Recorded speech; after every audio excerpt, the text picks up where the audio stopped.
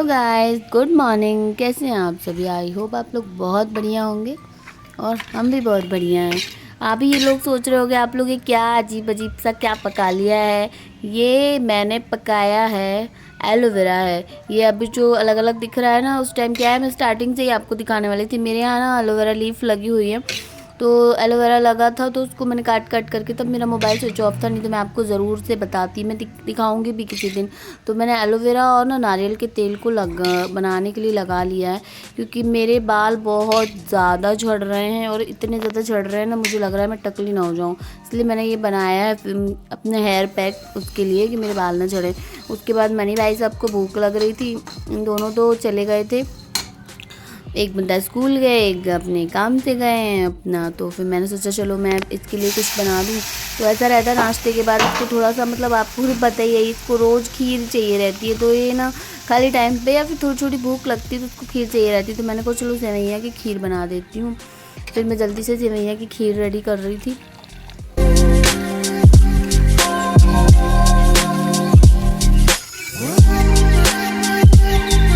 अब जो है मन की खीर बनके रेडी हो गई है। मन की खीर बनके रेडी हुई है तो मैं उसको सर्व करके जा रही हूँ। देखो वो आगे आगे दौड़ दौड़ के जा रहा है, इतना एक्साइटेड हो रहा है ना, इतना एक्साइटेड हो रहा है। पहले बोल रहा था मम्मा टीवी चालू, टीवी चालू के बाद, और उसके बाद टीवी चालू के बाद ये खीर खाएंगे, खीर खाने के बाद खीर खाते खाते टीवी देखेंगे। और वो जो तारक मेहता का छोटा चश्मा आता है ना, उसको बोलता है मम्मा ए हेलो लगाओ, ए हेलो लगाओ। तो मैंने सोची चलो हाँ मैं ए हेलो लगाती हूँ, पंखा चालू कर दूँ, ठंडा हो जाए आपका खाना, उसके बाद फिर ए हेलो देखना। तो चुंबक टीवी में आता है तारक मेहता का छोटा चश्मा। पहले दया पेन वाला आता था तारक मेहता का उल्टा चश्मा, उसी का ही कार्टून बन गया है तारक मेहता का छोटा चश्मा। वो बच्चों को बहुत पसंद आता है, उनका फेवरेट ही हो गया है समझो। तो अभी गर्म था, अभी अभी तो बना है और ये इतना ज़्यादा एक्साइटेड हो रहा था, खाना है, रोने लगा था, जल्दी ठंडा करो ठंडा करो। फिर मैंने उसको जल्दी जल्दी ठंडा किया पंखा में, फिर उसको खाना वाना खिलाया। मैंने अपने बाल ऐसे खोल के रखे हुए। मेरे घर में यार कुकिंग करने वालों की ना बिल्कुल कमी नहीं है।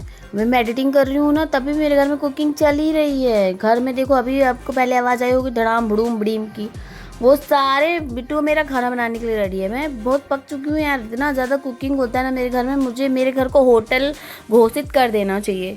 पूरे टाइम खाना ही बनता रहता है। इतना तो होटल में भी शांत हो जाते होंगे रात में लोग, लेकिन मेरे यहाँ तो कभी शांति ही नहीं होनी है। तो हो गया, बच्चे को अपना खाना वाना बढ़िया से खिलाया मैंने। और ऐसा होता है, उसको बिज़ी करना रहता है ना, मैं सोचती हूँ उसको खाना दे दूँ और बिज़ी कर दूँ, लेकिन ऐसा होता नहीं है। वो मेरे को फिर भी साथ में लगाया रहता है। मुझे बहुत कमी महसूस होती है कि यार कोई रहता है ना तो पास में, या बिट्टू भी होता या पापा भी होते उसके, तो मैं उसको दे देती हूँ तो कम से कम वो लोग ही खिला दें, या फिर मैं उसको दे दूँ तो वो खा ले। तो कभी कभी तो बहुत अच्छे से खा लेता है खुद से, लेकिन कभी कभी थोड़ा सा सोचता है कि मम्मा तुम खिलाओ, तुम खिलाओ, तुम खिलाओ। इससे बच्चे हैं, अभी छोटा है, ज़िद्दी करते हैं हम लोग। उसके बाद ना मैंने जो बनाया था अपना, बनाया था वो देखो मैं कितनी खुजली कर रही हूँ। ऐसा लग रहा है पूरे बाल निकाल के साइड में रख दूँ यार, और सारा एकदम खाली टकला एकदम खुजाती रहूँ। इतनी ज़्यादा इचिंग हो रही थी। पता है ये ठंडी आ रही है ना, तो ठंडी के कारण इतना ड्राइनेस हो रहा है, इतना ड्राइनेस लग रहा है, और उसको फ्लैकी फ्लैकी हेयर्स हो गया है, और डैंड्रफ वगैरह इतना ज़्यादा हो गया ना, तो बहुत अजीब सा लग रहा था। और इसी के कारण बाल भी झड़ रहे थे। देखो मैंने अपने बाल कटवा के छोटे कर दिए, क्योंकि मैं अपने बड़े, मतलब थोड़ी तो मेरे लंबे थे। अगर इससे पहले आपने देखा होगा ना तो आपको पता होगा कि मेरे बाल थोड़े से लंबे थे, क्योंकि ना थोड़े से लंबे बाल थे ना, तो वो बहुत ज़्यादा झड़ रहे थे। जैसी कंघी कर रही थी ना तो गुच्छे गुच्छे निकल रहे थे। मैंने कहा जब पहले छोटे बाल करूँ, उसके बाद देखती हूँ क्या करना। छोटे बाल होने के बाद भी अगर झड़ रहे हैं तो फिर कुछ ज़्यादा ही समस्या है, लेकिन छोटे बाल हो गए उसके बाद भी मेरे झड़ रहे थे ना, तो मैंने कहा चलो एलोवेरा लगा के देखती हूँ। एलोवेरा और नारियल का तेल मैंने बहुत ज़्यादा पका लिया है, और उसको पकाने के बाद ना अच्छे से मसल लिया। जो उसका लिक्विड ही सा पार्ट होता है ना, जेल वाला, वो पूरा ही एब्जॉर्ब हो जाता है नारियल के तेल में।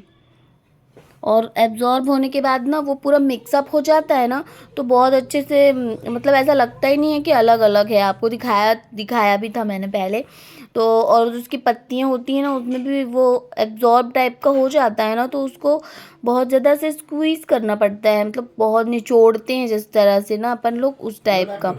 तो ऐसे स्क्यूज़ करके और पूरा निकाल देती हूँ मैं उसका पूरा पूरा जो नारियल तेल घुस गया था वो निकाल के अलग करती हूँ। और मैं अपने हेयर्स में देखो, मैंने ये पूरा कढ़ैया ही ले आई हूँ। मैंने कहा जो बचा हुआ था, जो सही था ना, उसको मैंने वहाँ रख दिया है डब्बे में, और जो बचा हुआ नीचे का था उसको पूरा मैं अच्छे से अपने सर पे लगा लेती हूँ। क्योंकि इससे क्या है, मेरे को ना बिल्कुल तुरंत ही समझ में आ गया था यार, बिल्कुल तुरंत। मैं ना बहुत बढ़िया सा, मेरे को एकदम रिलीफ मिल रहा था सर पे, क्योंकि फ्लेकी हेयर था और डैंड्रफ ना तो परेशान कर दिया था यार बाबा।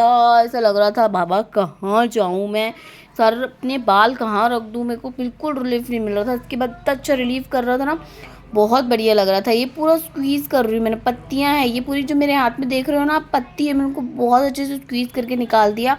और ये फिर हटा रही हूँ अब मैं। बालों में भी बहुत अच्छे से ऑयलिंग कर ली थी। उसके बाद ना फिर मैं उसके बाद कॉम्ब वॉम्ब किया, जब जाके मेरे को रिलीफ मिला। उसके बाद ना बिट्टू स्कूल से आ जाता है और फिर ना वो नहाना वहाना चालू कर देता है। उसको ना सुबह नहा के नहीं किया था एक्चुअली में, अब लेट हो जाता है ना थोड़ा सा, तो फिर जब ज़्यादा लेट हो जाता है ना तो मुझे लगता है चलो छोड़ो यार, नहा मत दो और उसके बाद मुँह हाथ धो लो, उसके बाद आके नहा लेना। तो फिर वो नहाया नहीं था, तो आने के बाद घर में नहा रहा था।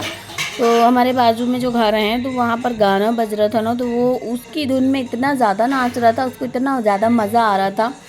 तो हमारे यहाँ पता ही है आपको, सन बात करते हैं ना, तो इन लोग, अच्छी बात है यार, छोटे बच्चे हैं ना तो धूप में नहाना चाहिए, बोलते हैं ना सन बात करना चाहिए। नॉर्मली तो हम लोग कर नहीं पाते हैं बाथरूम में, तो कम से कम छोटे बच्चों को मौका है तो वही लोग कर लो कम से कम, ये अच्छा हो जाता है। तो हमारे यहाँ पीछे बोरिंग लगी है, तो तुरंत थोड़ा सा गर्म गर्म पानी आता है ना, तो उससे इन लोग धूप में ही नहा लेते हैं।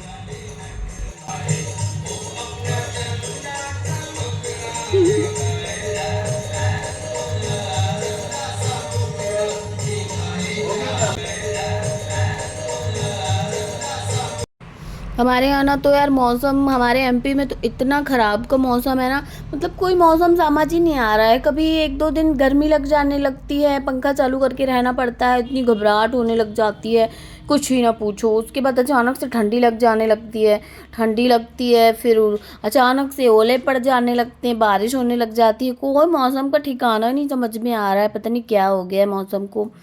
फिर जैसे तैसे चलो बारिश होने लगी, तो ना गाय अंदर घुस रही थी, तो इन गायों को बाहर निकाल रहा था हनी। और मनी तो बढ़िया से देख के मौसम को एंजॉय कर रहा था। तो हम लोग भी लेट के उठे, एकदम मौसम बहुत गर्म होने लगा था, बारिश नहीं हो रही थी ना, ये बारिश के पहले हम लोग लेटे हुए थे और बहुत तेज़ पंखा चलाए थे क्योंकि इतनी ज़्यादा गर्मी थी। और फिर एकदम से अचानक से बारिश होने लगी, तो बारिश को मेरा मनी एंजॉय कर रहा था। उसने ही उठाया मम्मी मेरे को, देखो मम्मा मम्मा पानी आ गई, पानी आ गई। फिर हम लोग उठ गए और फिर हम लोग देखने लगे यार अचानक से कैसे बारिश होने लग गई। अभी तो मौसम बढ़िया, धूप निकली थी एकदम तेज़।